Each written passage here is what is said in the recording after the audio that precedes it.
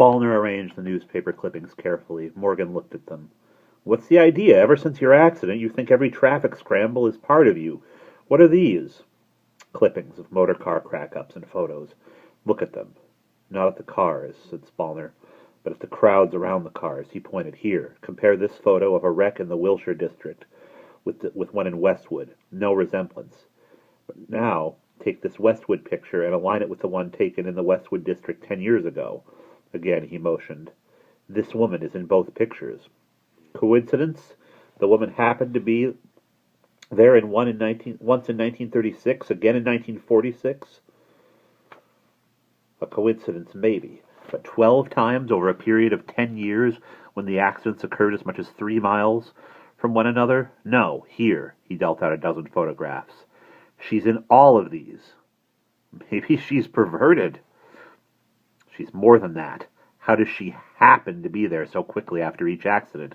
And why does she wear the same clothes in pictures taken over a period of a decade?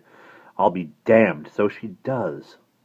And last of all, why was she standing over me the night of my accident 2 weeks ago?" They had a drink. Morgan went over the files.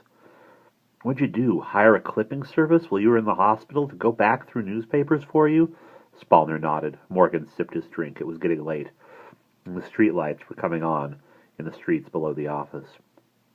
"What does all this add up to?" "I don't know," said Spallner, "except that there's a universal law about accidents. Crowds gather.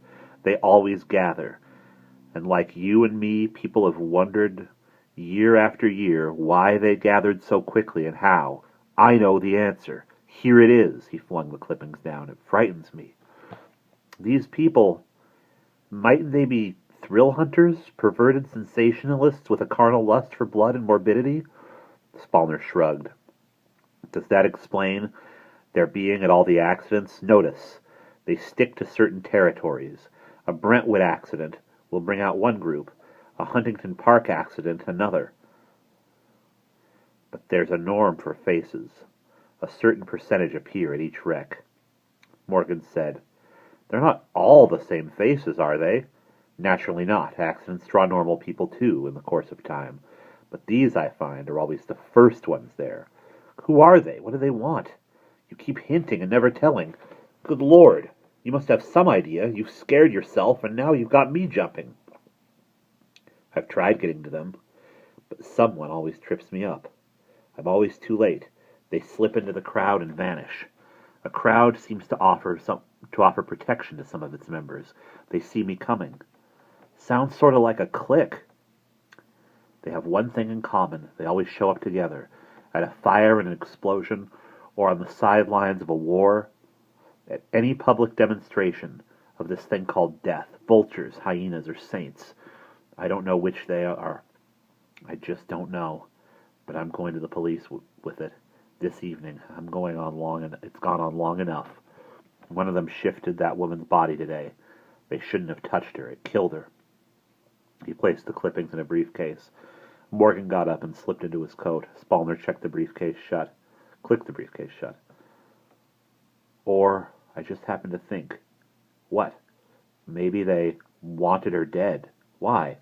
"Who knows? Come along?" "Sorry, it's late. See you tomorrow. Luck." They went out together. "Give my regards to the cops. Think they'll believe you?" "Oh, they'll believe me, all right."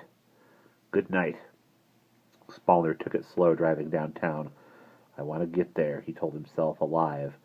He was rather shocked, but not surprised somehow, when the truck came rolling out of an alley straight at him. He was just congratulating himself on his keen sense of observation, and talking out what he would say to the police in his mind, when the truck smashed into his car. It wasn't really his car.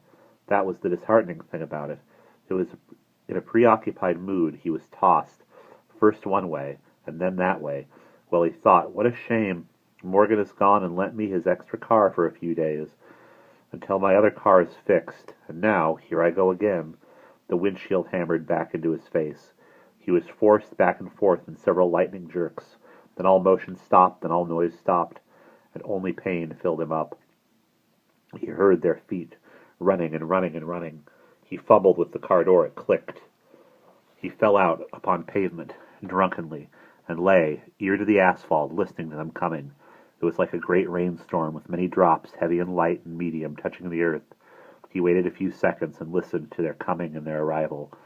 Then, weakly, expectantly, he rolled his head up and looked. The crowd was there. He could smell their breaths, the mingled odor of many people sucking and sucking on the air a man needs to live by. The crowd and jostled and sucked. They crowded and jostled and sucked all the air up from around his gasping face, until he tried to tell them to move back. They were making him live in a vacuum. His head was bleeding very badly. He tried to move, and he realized something was wrong with his spine. He hadn't felt much at the impact, but his spine was hurt. He didn't dare move. Opening his mouth, nothing came out but a gagging. Someone said, "Give me a hand! We'll roll him over here and lift him into a more comfortable position." Spallner's brain burst apart. "No, don't move me! We'll move him," said the voice casually. "You idiots! You'll kill me! Don't!" But he could not say any of this out loud. He could only think it. Hands took hold of him. They started to lift him. He cried out, and nausea choked him up. They straightened him out into a ramrod of agony. 2 men did it. One of them was thin, pale, bright, alert, a young man. The other was very old and had a wrinkled upper lip. He had seen their faces before. A familiar voice said, Is he dead?" Another voice, a memorable voice, responded, "No, not yet, but he will be dead before the ambulance arrives." It was all a very silly, mad plot. Like every accident, he squealed hysterically at the solid wall of faces. They were all around him, those judges and jurors with the faces he had seen before. Through his pain, he counted their faces. The freckled boy, the old man with the wrinkled upper lip, the red-haired, red-cheeked woman, an old woman with a mole on her chin. "I know what you're here for," he thought. "You're here, just as you're at all accidents, to make certain the right ones live and the right ones die. That's why you lifted me. You knew it would kill. You knew I'd live if you left me alone. And that's the way it's been since time began, when crowds gather. You murder much easier this way. Your alibi is very simple. You didn't know it was dangerous to move a hurt man. You didn't mean to hurt him." He looked at them above him, and was curious, as a man under deep water, looking up at people on a bridge. "Who are you? Where do you come from? And how do you get here so soon?"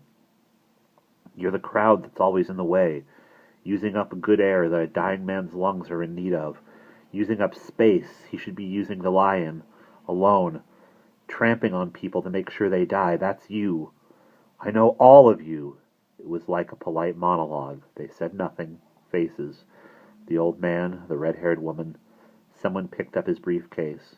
"Whose is this?" they asked. "It's mine. It's evidence against all of you." Eyes inverted over him, shiny eyes under tousled hair or under hats. Faces. Somewhere a siren. The ambulance was coming, but looking at the faces, the construction, the cast, the form of the faces, Spallner saw it too late. He read it in their faces. They knew. He tried to speak. A little bit got out. It looks like I'll be joining up with you. I guess I'll be a member of your group now." He closed his eyes and waited for the coroner. The end.